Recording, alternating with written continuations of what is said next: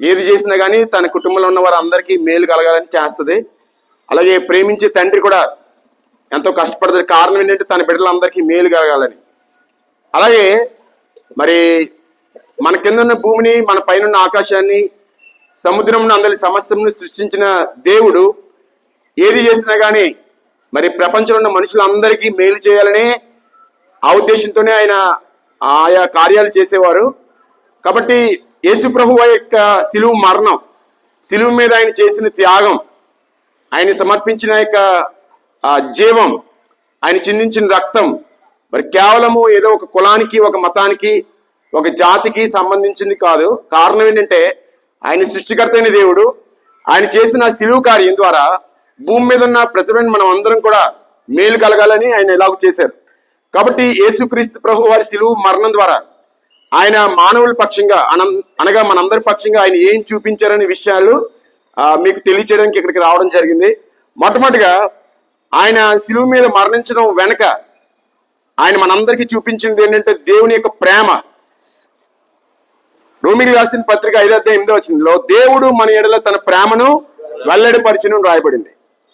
యోహాను సువార్త 3:16 దేవుడు లోకమును ఎంతో ప్రేమించను రాయబడింది. లోకం అనగా నీవు నేను, మనలందరినీ ప్రేమించిన యొక్క దేవుని ప్రేమ శిలువలో ప్రత్యక్షం కాబడింది. ఈరోజు మీ మాటలు వెంటనే ప్రేమైన సహోదరులరా, మన బిడ్డలను ప్రేమిస్తున్న మనం వారు చెడిపోవడం కానీ, వారు అనారోగ్యంతో ఉండడం కానీ చూసి ఇష్టపడం. వారు మంచిగా ఉండాలి, ఆరోగ్యంగా ఉండాలి, మరి వారు ఉన్నతమైన స్థితిలో ఉండాలని మనం అనుకుంటాం. ఎందుకంటే ఆ యొక్క తల్లి లేదా తండ్రి ప్రేమ అలాంటిది. అలాగే దేవుడు కూడా మనల్ని ప్రేమించి మనం పాపంను బట్టి కలిగే ఆ నాశనంలోనికి వెళ్ళిపోతున్న స్థితిలో దేవుడు మనల్ని అందరినీ ప్రేమిస్తా ఉన్నాడు. ఈ పాపమునకు ప్రాయశ్చిత్తం చేయడానికి ప్రభు ఇష్టపడుతున్నారు. దేవుడు ప్రేమించి మనందరి యొక్క పాపముల నిమిత్తమై తన పవిత్రమైన రక్తాన్ని కలువరిశిలో చిందించడానికి ఈ లోకంలోకి వచ్చాడు. దేవుని వాక్యం చెప్తా ఉంది, ఏ భేదము లేదు, అందరూ పాపము చేశారని దేవుని వాక్యం చెప్తా ఉంది.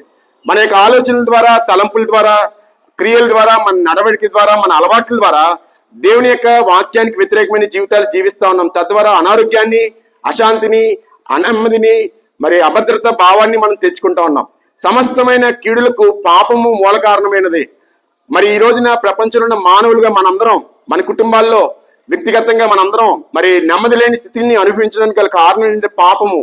పాపం వల్ల వచ్చే జీతము మరణము. కేవలం ఈ లోకంలో అశాంతినే కాకుండా ఈ లోకయాత్ర ముగించిన తర్వాత నిత్యమైన నాశనాన్ని లేదా నరకాన్ని ఈ పాపము తీసుకుని వెళ్తుంది. కాబట్టి అటువంటి భయంకరమైన ఈ పాపంలో ఉన్న మానవ జాతిని ప్రేమిస్తున్నాడు దేవుడు. ఆయన మరి మనం ఇంకనూ పాపులుగా ఉండుండగానే ఆయన మనల్ని ప్రేమించునని దేవుని వాక్యం చెప్తా ఉంది. కాబట్టి ఈ మాటలు వెంటనే ప్రియమైన సహోదరులరా, యేసు ప్రభు వారి శిలువ మరణం, ఆయన శక్తి లేక సామర్థ్యం లేక చనిపోలేదు, కానీ ఆయన నిన్ను నన్ను ప్రేమించి మన పాపములకు ప్రాయశ్చిత్తాన్ని చేయడానికి ఆయన తన ప్రాణాన్ని ఆ కలువరిశిలో సమర్పించారు. మరి తన స్నేహితుని కొరకు ప్రాణం పెట్టువానికంటే మిక్కిలి ప్రేమ గలవాడు ఎవరు లేరని రాయబడింది. కాబట్టి ఈ విధంగా ప్రపంచంలో అందరికంటే, తల్లి కంటే, తండ్రి కంటే ఉన్నతమైన ప్రేమను యేసుక్రీస్తు ప్రభు వారి శిలువ మీద మన అందరి వరకు చూపించారు. కాబట్టి ఈ మాటలు వెంటనే ప్రియమైన సహోదరులరా, ఆయన శిలువ మరణం ద్వారా దేవుడు తన ప్రేమను మన పట్ల వ్యక్తం చేస్తున్నాడు. మనం ఎంత దేవునికి దూరం అయిపోయినప్పుడు కూడా, ఎన్ని చెడు అలవాట్లు, వ్యసనాలకి మనం లోనైపోయినప్పటికీ, ఇంటివారు మనల్ని స్వీకరించకపోయినా, సమాజం మనల్ని స్వీకరించకపోయినా కానీ దేవుడు మనల్ని స్వీకరిస్తాడు. ఆయన మనందరి పట్ల తన ప్రేమను వ్యక్తం చేస్తున్నాడు. కాబట్టి ప్రేమ శిలువలో ప్రత్యక్షం కాబడింది. ఎంతగా ఆయన ప్రేమించడో ఆలోచన చేయండి. మరి ఈ లోకంలో మరి అన్నదమ్ములు, అక్క చెల్లెలు, మరి తల్లిదండ్రులు, భార్య లేదా భర్త లేదా బంధువు కొద్ది వరకే మనం ప్రేమించగలరు. కానీ ఆయన మరి తన ప్రాణం పెట్టినంతగా మనల్ని ప్రేమించినట్టుగా చూస్తున్నాం. అందుకొరకే దేవుని వాక్యం చెప్తా ఉంది, శాశ్వతమైన ప్రేమతో నేను మిమ్మల్ని ప్రేమిస్తున్నాను. కన్న తల్లి అయినా తన బిడ్డను మరిచినేమో కానీ నేను నిన్ను మరవను, నా అరచేతుల మీద నిన్ను చెక్కుకొని ఉన్నానని దేవుని వాక్యంలో రాయబడింది. కాబట్టి ఈ మాటలు ఏంటంటే ప్రియమైన సహోదరి, దేవుడు నిన్ను ప్రేమిస్తున్నాడు. ఆయన ప్రేమిస్తున్నాడు అన్నానికి రుజువు ఏంటంటే ఆయన శిలువ మీద తన ప్రాణాన్ని నీ కొరకు, నా కొరకు సమర్పించారు. రెండవదిగా శిలువ మీద ఆయన చూపించిన రెండవ ఉన్నతమైన మేలు ఏంటంటే క్షమాపణ.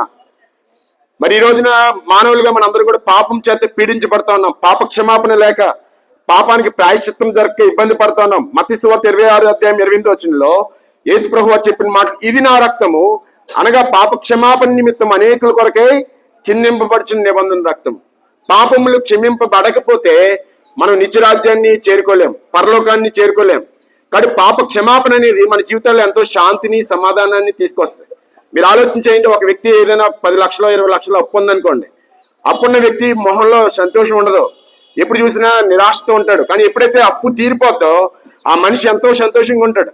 అలాగే ఈ పాప రుణము, మరి భయంకరమైన ఈ పాపము మనలో మరి చింత కలుగు చేస్తుంది, మనలో మరి అభద్రతా భావాన్ని కలుగు చేస్తుంది, మనలో మరి ఈ యొక్క అరిషడ్ వర్గాల్ని ప్రేరేపిస్తుంది. మరి కామ క్రోధ లోభ మోహ మదమత్సరాలని ఈ పాపం ప్రేరేపిస్తుంది. ఇటువంటి పాపం నుండి క్షమాపణ పొందడం అనేది చాలా ఉన్నతమైన భాగ్యం. అందుకొరకు యోహాను రాసిన మొదటి పత్రిక 1:9 ఆయన మన పాపములను క్షమించి అని రాయబడింది. అలాగే ఎఫెసీయులకు రాసిన పత్రిక 1:7 ఆయన రక్తము వలన మన అపరాధములకు క్షమాపణ కలుగుతా ఉంది. మన యొక్క పాప రుణము ఏ విధంగా క్షమించబడుతుంది? డబ్బులు ఇస్తే పాప రుణం పోతుందా? లేదా మనం ఏదైనా పుణ్యకార్యాలు చేస్తే ఈ పాప రుణం పోతుందని మనం అనుకుంటాం. దేవుని వాక్యం చెప్తా ఉంది, రక్తం చిందింపబడకుండా పాప క్షమాపణ కలగదని సామాన్యంగా చెప్పవచ్చు.